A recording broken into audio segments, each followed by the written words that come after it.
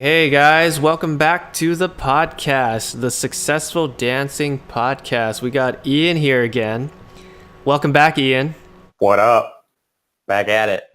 All right, so today we're going to talk about dance movies. All right, dance movies. I have a question for you. How many films / music videos as periodics have you guys done?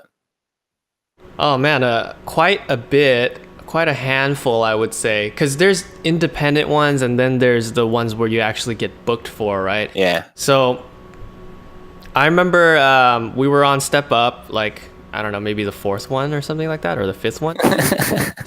We were in a Step Up movie, right? Because that franchise, I feel like, is like one of the biggest dance movie franchises. 100%, yeah. I feel like if we were existing back in the 80s, we probably would have been in Breaking 1, Breaking 2, right? Because there's only so many dance movies, right? So I'm in one of those movies. Yeah.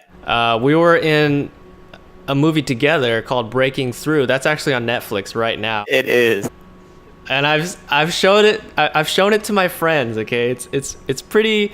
I like the dancing in it. Okay, because I like your parts. I like my parts. Yeah. Well, what was actually cool about that movie was that John Swetnam actually, I don't know why he did that at all. I guess it was just from my YouTube videos and shit, and that's what he was taking inspiration from for the movie. But he literally let me like direct basically all the dance scenes. Like I would get to like set up shots and he'd be like, how would you shoot this if this were your video? And I'd be like, like this. And it was pretty cool actually.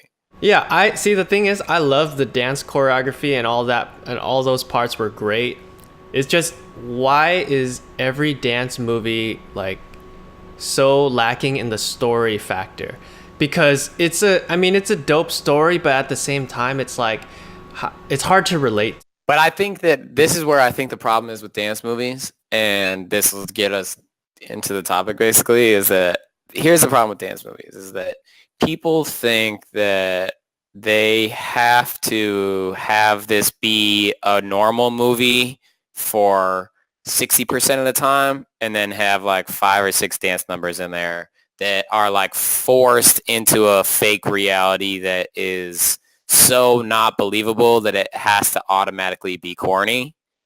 And that's the problem right there, is that people try and set dance movies in a real world, and it's written by non-dancers most of the time, so they think that the dance world is this like corny, like we all just, I don't know, like gather around and act goofy all the time, you know what I'm saying? Like, yeah, really like immature, or like, you got beef with me, I got beef, like, and it's like, oh my god, that's true. you know what I'm saying? And so like they think it's like this intense level, and it's not an intense level, it's intense internally, you know what I'm saying? Because it's your community. It's not like, I'm about to win this dance battle for this money to save my cousin. It's like, hey, You Got Served was a great movie. Okay, I actually like that one. That one wasn't as bad. Probably the best dance movie arguably in the last like 20 years maybe. Hands down, because it was so believable. See, that's the thing, like,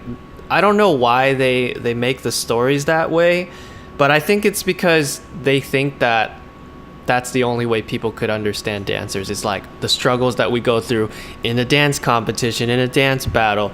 Like, oh no, like my parents divorced or whatever. Like, it's normal as shit, you know? Yeah. It's like everybody goes through that. Yeah. But that's not what a dancer's life is about. It's about dance. Yeah, it's about like that they found something that it's like they found something that they connect with, and they found a community they connect with, and they're accepted there, and that's what's really special about dance. And that's why I think that dancers need to break out of thinking that they need to be in movies and shit like that. Like, I think more dancers should be creating bigger visual content. This is why I have such a frustration with what is online with dance at the moment, is that it's making people that potentially would have bigger appetite for trying to do something more creative. They're settling to do something easier because that's the trend of what's in. But Fred Astaire, like if you look back at Singing in the Rain, um, like the visuals in this movie in this film are just absolutely insane. And he was like directing like a lot of this stuff. And that's just like, that was like 50, 60 years ago or something like that. And we're just like doing 1 minute videos and putting no effort into anything. And like we've had never ever before in history has a higher number of dancers had access to great film equipment and the ability to do amazing things. And we're like settling to do these 1 minute whatevers from class, you know? And Yeah, a lot of those class videos tend to be popular, but I guess that's just how it is nowadays with dancers and social media, you know, because you have your phone now, that's the quickest way to watch a dance video, you know? But movies like La La Land and The Greatest Showman, like, they have to put in like way more effort to even get, you know, the amount of respect, right? Like they gotta sing, they gotta dance, and they gotta act. Like you gotta do everything, because if you just make a movie where you're just dancing, it really depends on how you tell the story with your dancing. Because but I think like someone like Cloud, I don't know, do you ever see that short that he did? I think he was trying to do like a whole film with it. And it came out, but it was phenomenal, and I don't ever know what happened to it. But was it the one where Danny DeVito was in it? And like, yeah, I think I saw a part of it, but I was like, see, this is what happens when you let a dancer who has the knowledge and insight of a director, yeah, like do everything. Like that's what it's supposed to look like on film. 100%.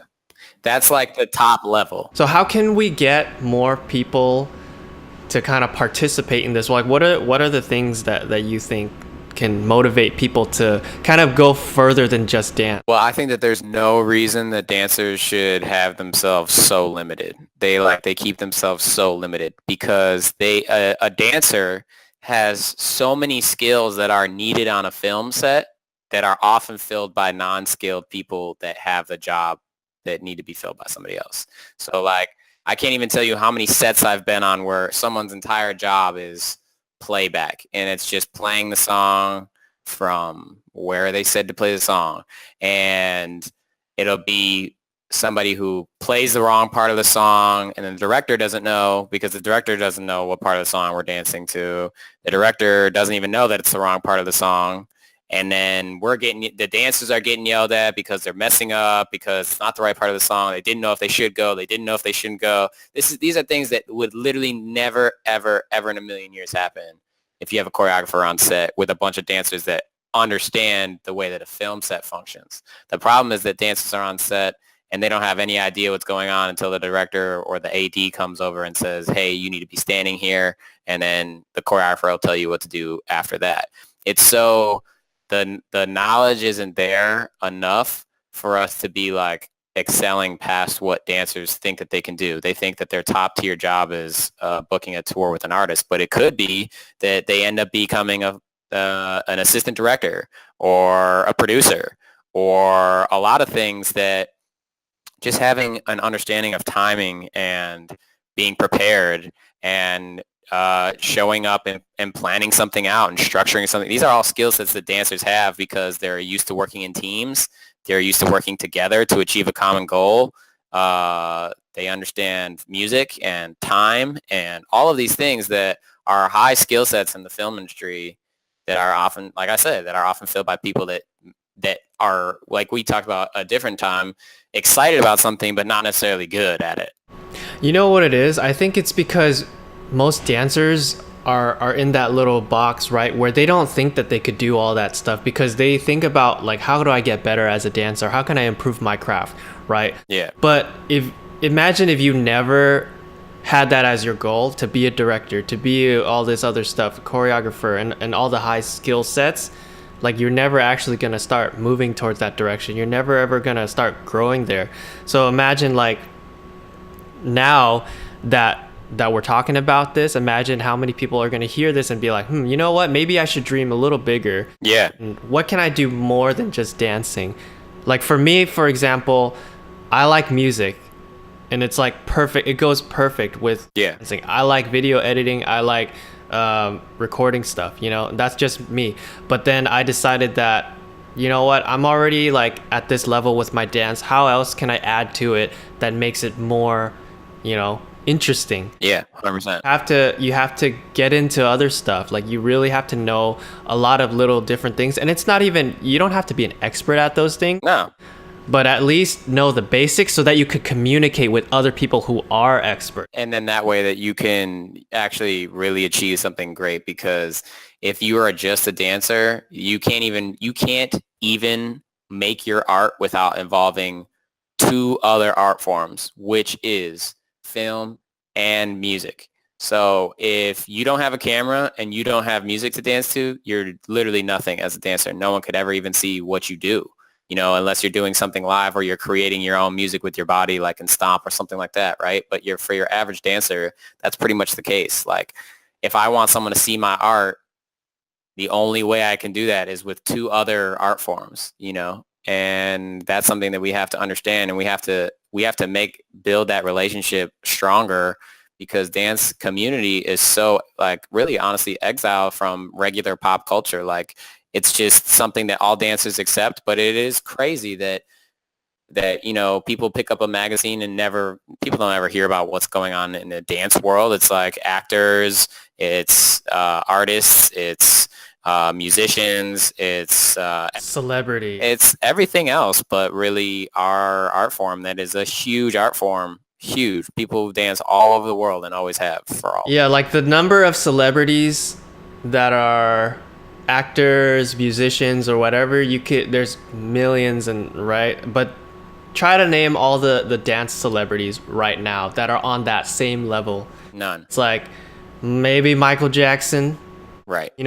But dancer only, none. It's pretty tough. Even Les Twins probably. Yeah, Les Twins, but notice they're dancing behind the artist. They're still dancing. It's like people know them as either like World of Dance people, or basically the dudes who dance with Beyonce. You know what I'm saying? Like for the person that hasn't heard of them, that's like maybe one of the first things that they hear about them from. You know what I'm saying? Like, whereas that's not anything against them. That's just literally our art form. That's just literally like, I went from my whole life, like we've done this career forever, and my whole life, it's when I go through the airport, oh, what do? You look like a musician, or you look like yeah, they never think about dancing. No, never. And then, oh, I'm a dancer. Oh, who have you danced for? Immediate follow-up question every single time. And we need to change that. How come no one just asks, like, where can I see footage of you? Because if I said, oh, I'm a musician, where can I hear your music? That's the next follow-up question, right? But the follow-up question for us as dancers is, oh, how can I associate you to something that I think is famous or cool? Because what you do isn't cool enough by itself, and people don't mean anything by it. But that's just how our society thinks about our art. It's the norm. Yeah. But it's okay. You know why? It's funny that we were kind of hating on like social media and like janky posts and stuff, but it's funny because that's actually the stuff that gets us out there. 100%. No, and that's what it's funny, because now that's around, we actually have to utilize it to make it known that dancing is, people are good at it. Yeah. It takes a lot of effort to get to the level that people are at, and like, it's so difficult when you have people making like low effort videos and putting it out there. They know about dance, but now they're just saying, oh, it's just, we're just dancing in the studio and all that. 100%. Like, it's tough, man. It's a tough balance. It's hard because it's like, I talk to my girl about this a lot, because she's a singer, and it is harder in the musical community in the sense that basically it's like, nothing good is pretty much all the stuff that's popular, right? Whereas it is the same in the dance world.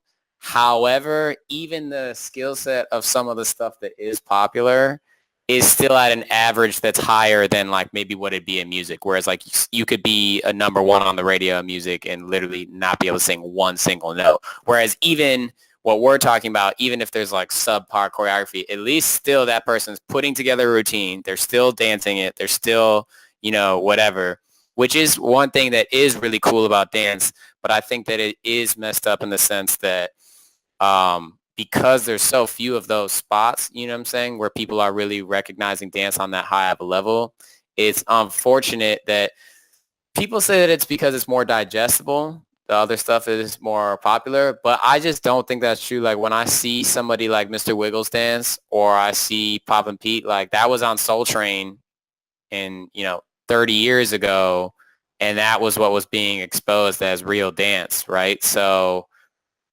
and that was popular, and that was big, and that required technique and focus and training, and this is what people were doing on the streets and learning, and people knew about this.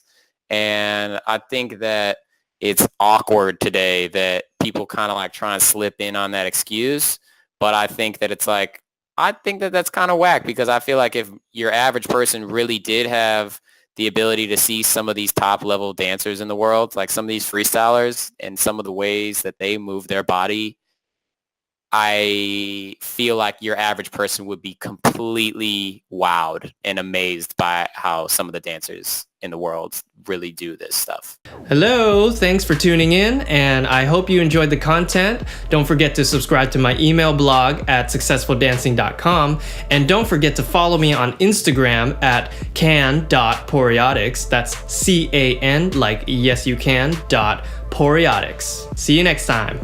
Peace.